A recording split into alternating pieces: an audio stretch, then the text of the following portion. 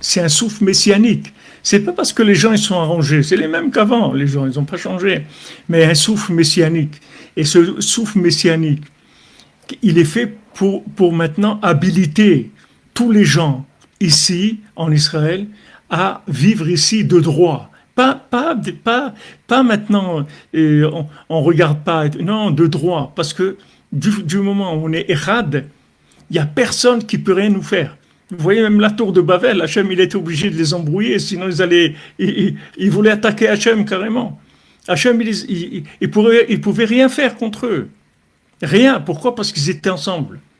Il a été obligé de faire qu'ils avaient oublié leur langage, ils ont eu des langues, ils parlaient différemment. C'est fini. Dès qu'ils se sont commencé à se disputer, ça y est, c'était possible. Mais s'ils sont Echad, fini.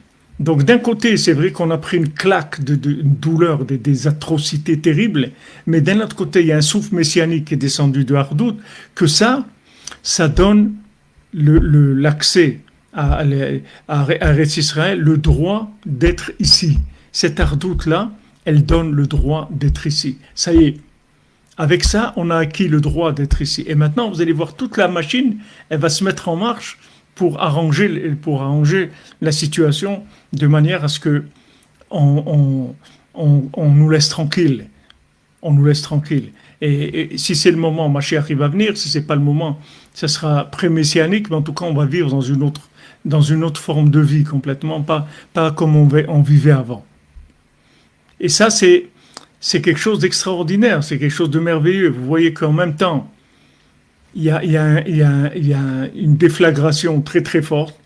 Cette déflagration-là, elle est faite en fait pour permettre au le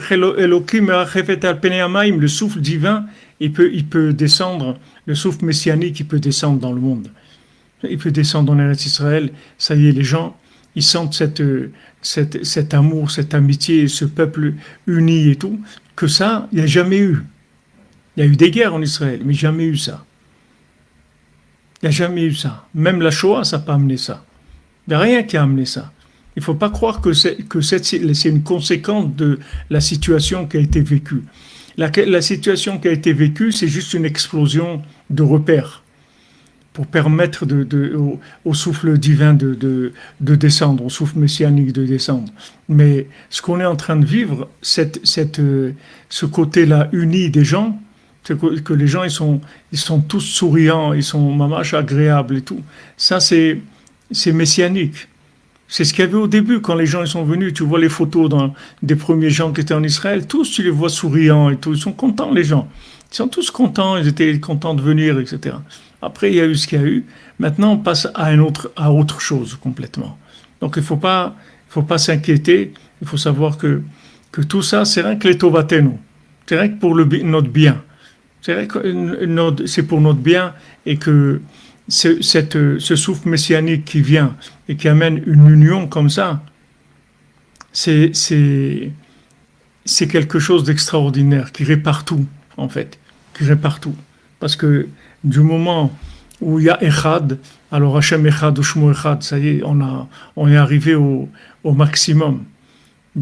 Un Am Echad, que le peuple d'Hachem, il est Echad, tout le monde ensemble, ça déclenche toutes les bénédictions, toutes les réparations, tout, ça déclenche tout. Parce qu'il n'y a pas plus grand que ça. De pouvoir être Echad avec nos différences. Avec nos différences. On ne parle pas maintenant d'être tous des photocopies. On parle maintenant, avec ma différence, ça y est, j'ai compris que l'autre aussi doit être là. Et je l'aime et je veux qu'il soit là lui aussi. Et l'autre, et l'autre, et l'autre, et l'autre. Cette ardoute-là, c'est quelque chose de merveilleux, c'est quelque chose d'extraordinaire.